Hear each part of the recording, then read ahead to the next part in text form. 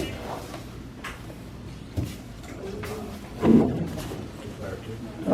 see that?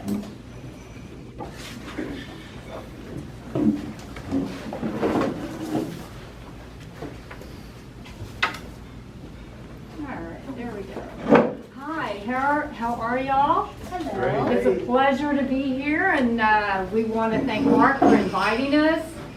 And as he was telling you, I'm from Fort Worth, but were born in Corpus, raised in Corpus, attended school here. We have an older sister who lives in the Houston area, couldn't be with us today, but brings back a lot of memories just being even in this town, you know, because as children, our grandparents, our father brought us here. My dad's best friend sold shoes on this street, so we were always in the area. But yes, the McCampbell name is, I could think it's well known in the area, but I don't know. Has anybody heard of the McCampbell name? How about T.P. McCampbell? Yes, sir. That's exactly who we're going to talk about today. I'll spend most of my talk on him, and bear with me. I'm not a public speaker, so I'm, you know, it's like, what do I read? What do I say? And part of it I'm going to wing it, and part of it I'm going to read. So just, you know, bear with me. I may kind of repeat a few facts, but I'm going to start off with. I want to tell you a little bit about our great-grandfather. We call him T.P. McCampbell, stands for Thomas Powell McCampbell. But I'm going to give you a little bit of I'm actually going to read a piece that was written in a 2004 paper that will give you a good overview of his life and times. And then I want to come back and fill in a little bit with a few stories and his entrepreneurial spirit and some other things he did. And hopefully that'll entertain y'all, and hopefully I won't bore you guys too much. In 2004, you know, and keep in mind that we're fifth generation, and of course we have kids and they have kids now, so we have 6 generations in the area. But you know, it was a long time ago, so we're not going to be necessarily experts. We're relying a lot on what was already written and you know, some family stories that are out there. I think, you know, this little 2-page little piece in a coastal paper that was done is what kind of sparked my interest in wanting to know more about him. And I'm going to go back in time and tell you a little bit more about his life in the early days, and then I'll end with telling you a little more about the airport that was named after him and another dear family friend of ours, Gordon Porter. It's now the McCampbell Porter Airport. So I'm going to read this little piece to you. T.P. McCampbell of Goliad, Texas, came here in the mid to late 1800s and bought about 80,000 acres of land. He paid $2.50 an acre for this land. T.B. Wheeler of Austin, Texas. Wheeler was an ex-mayor of Austin and lieutenant governor of Texas from 1886 to 1890. While still lieutenant governor of Texas, he came to the present site of the town of Aransas Pass. At that time, there was no town or post office there. He and his associates bought from T.P. McCampbell of Goliad, Texas, 12,000 acres of land fronting the shores of Redfish Bay and extending back to what is now known as Avenue B, about 2 miles west of Aransas Pass, running north and south. Wheeler decided that the present site of the town of Aransas Pass was a logical point on the mainland for the location of a city, and then organized the Aransas Harbor City and Improvement Company, which took over the 12,000 acres of land bought from T.P. McCampbell. The land was then surveyed and the town of Aransas Harbor was laid out. So, in 1892, the name of the town was changed to Aransas Pass. This change was made when Rockport, which for a short period had assumed the name of Aransas Pass, changed its name back to Rockport. Among Wheeler's associates was Russell Harrison, a son of a former President Benjamin Harrison. Russell Harrison was president of the Aransas Harbor City and Improvement Company. In the city of Aransas Pass today, there is a Harrison Boulevard, a Wheeler Avenue, a Yoakum Avenue, and a McCampbell Street, and a Nelson Avenue. Nelson Avenue was named for the contractor J.P. Nelson, who built the San Antonio and Aransas Pass Railroad on into Rockport. J.P. Nelson, a few years later, built what is known as the Old Terminal Railroad. These are some of our early pioneers of Aransas Pass. Due to the article on the picture history of Aransas Pass, the great-grandson of T.P. McCampbell, which is my brother Glenn, has contacted the Arsamants who wrote this article and furnished pictures of his great-grandfather, his father, himself, and his son. So we now have 5 generations of McCampbells, et cetera, and it says also T.P. McCampbell served in the Civil War as a Confederate soldier. He was also a member of Terry's Texas Rangers. Also it says T.P. opened a bank in Goliad and also became a judge in Aransas County. He also gave 2,000 acres of land to make a terminal in Aransas Pass. The town now stands on some of this land. He is buried in Oak Hill Cemetery in Goliad. So that kind of gives you an overview. When I think of my great-grandfather, I think of him as a pioneer, a visionary, an entrepreneur, a community leader, a civil servant, because he just did so many different things. You'll see, I'm going to pass this picture around so you can just take a better, closer look at him. So if you look on the board, I have a picture of him up here and his beautiful home in Goliad. There was actually, I found a paper, a 1902 paper, special edition in Goliad. If you've never heard of the Texas Portal, the Portal of Texas History, take a look at it. It's got millions and millions of documents. I could simply put in the name McCampbell and find a gold mine, which is, brought me a lot of joy, is finding different things that I didn't know. But they actually wrote a description of the house. But T.P. McCampbell had 8 children, and so one of his sons was our grandfather, Robert McCampbell. Robert had 3 children, my Aunt Betty of California, Robert McCampbell Jr., who died at age 24 he was flying a bomber plane and we were in a routine training exercise near the San Antonio area when his plane went down. And this is our father, William McCampbell, on the end.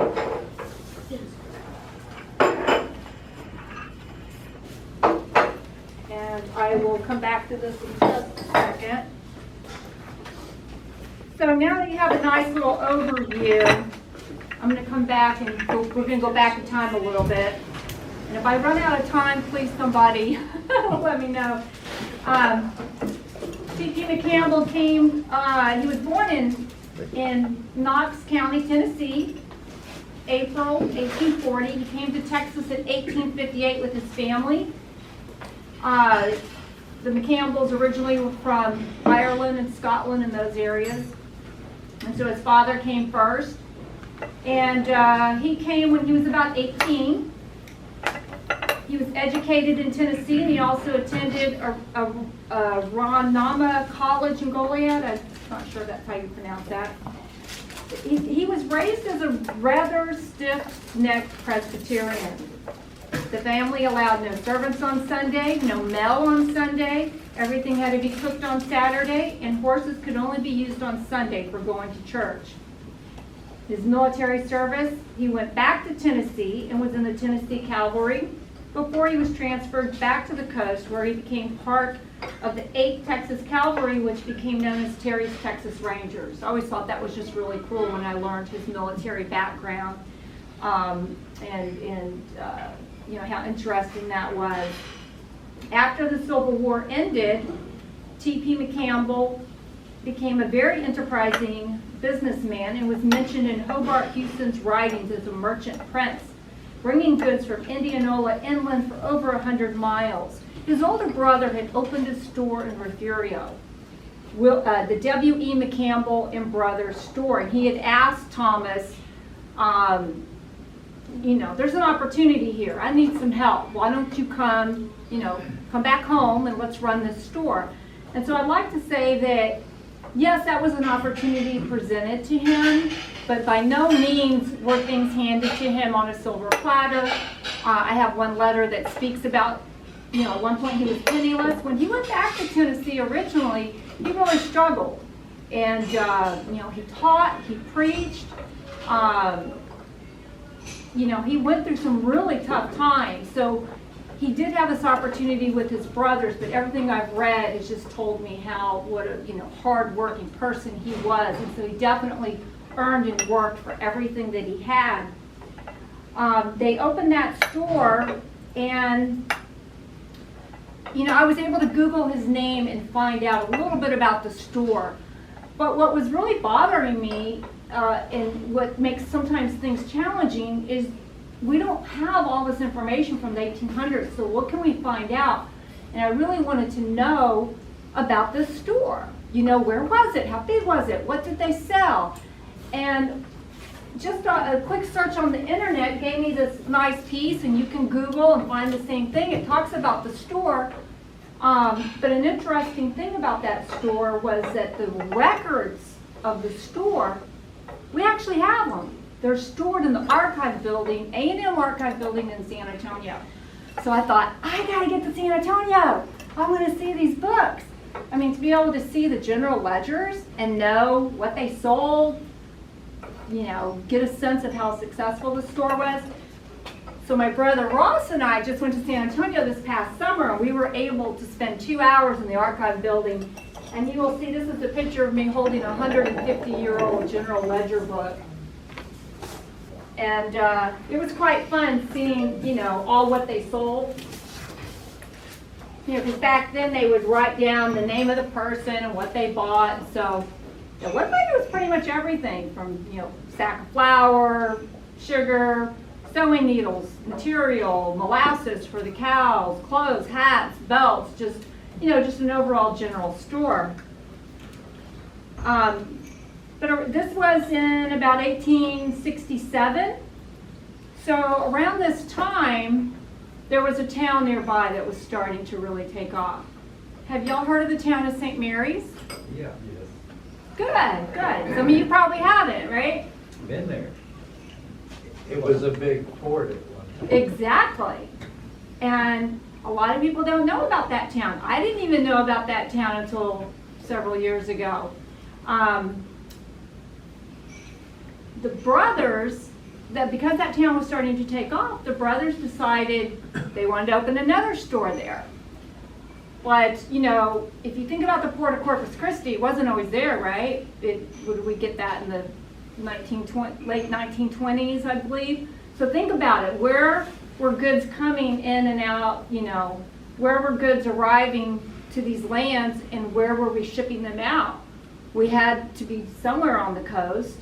A long time ago, Galveston had one of the biggest ports in the United States until the hurricane of 1900 decimated it. So early explorers, found, this St. Mary's is, if you just think Bayside, that's where St. Mary's was. But that coastal area was discovered as a really great spot for a port. And so, the impresarios negotiated with the Mexican government, land grants were issued, families started to come, and the town grew. Post office, hotels, stores, saloons, barrel houses, which is a store where alcohol would be in the barrels and you could buy a pint or a gallon of alcohol. But lumber was the really big one. Lumber was coming in from Florida, and it was coming in on these schooner ships, and things were going along pretty good. But what happened to St. Mary's is just several things ended up being to its demise. We had the Civil War that happened, and so all the men went to go fight in the Civil War, left the women and children there, and they struggled. And then we had the Yankees came in their ships and burned some of the warehouses in the wharves. And then we had a hurricane come in. So there are all these things that, they really struggled. But in about 1872 is when the brothers, you know, they did have a good run of it. And I actually found this book online, Texas Forgotten Ports. I got a history book back there in the back. And I thought, you know, again, you want to know about the town, the store in St. Mary's. What was it? What did they sell? What, you know, I was looking for anything. And I knew there was a chapter in here on St. Mary's, and I got really lucky. When I got the book, it talks about the McCampbell brothers in here. And it talks about the fact that they had one of the largest lumber operations in South Texas. There were several lumber operations, and they were like in the top three. So I thought that was very interesting. I was very excited to see that. Keith Guthrie was an old newspaper man from Taft and a local historian, so anything you can find from him is going to be great.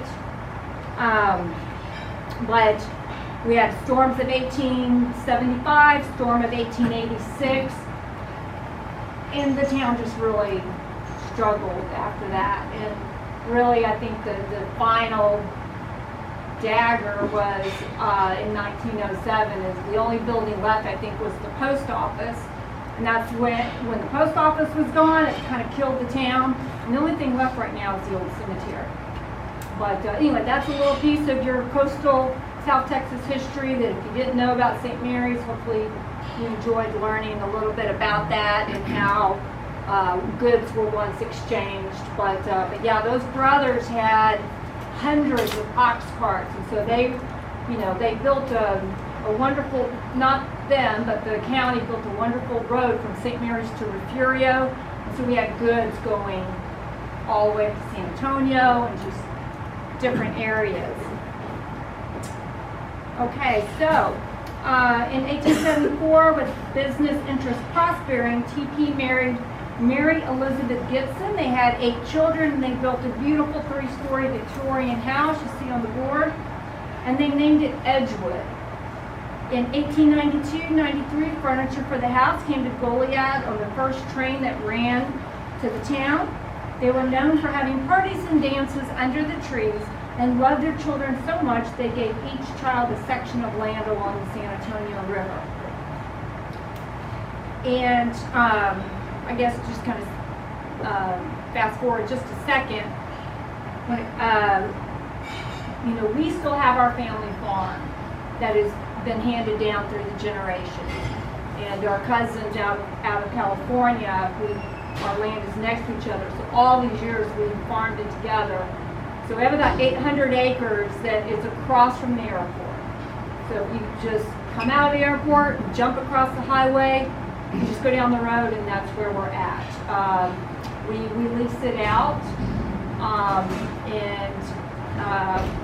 we're proud to say that we're still farming that land to this day. TP invested much of his profits in land. We know that in March 1873, TP and his brother William and their dear friend and prominent businessman, Friar Lee, formed a corporation called the Peninsula Company. It was the 113th corporation ever to be chartered in the state of Texas, and one of the first whose object was cattle raising and agricultural production on a large scale. The cattle business was booming, and TP was among the first ranchers in Texas to introduce heifer cattle and barbed wire in our area. Another book I just recently got in was this one, The Trail Drivers of Texas. So this book is all about cowboy stories, and trail drivers, and whether or not they ran into Indians, and whether or not they got, what happened along the way trying to get those cattle to Kansas and whatnot. And there is a story by a cowboy named Williams, and he says, well, back in the day, he was bragging that he could do anything. He could get cattle anywhere he needed to. There wasn't anything he couldn't do. And he's like, I built 7 miles of barbed wire fence in San Patricio County for W.E. McCampbell and his brother Thomas. And I got a big kick out of that because, again, it was a piece of information I didn't know. Think about it, 7 miles of barbed wire fence? Because that's right, in that time frame, barbed wire fence was just being invented. So the fact that the brothers were mentioned in this book, I thought was pretty cool and pretty exciting. So they formed that corporation, and they got real big into the cattle industry. And once they formed that corporation, they had an opportunity to buy a ranch right outside of Goliad. And again, I just found this out like 2 years ago from doing some research. But it's a fascinating story because they had an opportunity to buy a ranch from a guy named James Reed. And he's also mentioned in that cattle book because he was named One-Armed Reed, or the cattle king of the West. And so he was a big cattle guy.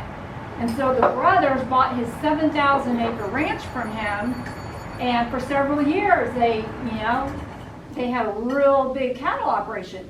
And I used to think that was a really big deal, and it is, except if you talk to the curator at the museum in Refugio, he'll tell you that everybody was into cattle. Like it was so there was a lot of people making a lot of money in the cattle industry. One of the cool things about the Reed Ranch is the brothers bought it, and they were doing their thing, but the older brother and Prior Lee were getting older, and their health was declining. So after a few years, they dissolved the corporation, and Thomas's brother left his portion of the ranch to his children. He had 4 children, and it was his daughter Laura who really ran with it, and she added many more buildings, I think up to 25 buildings on the ranch. And this is in the town of Berclair. It's about 15 miles outside of Goliad. And so I wanted to drive out there and see where is this place. And I'll be darned when I get out there if I find out that it's got a historical marker. So that ranch now has historical status, which is really, really cool. So I was pretty excited to hear about that.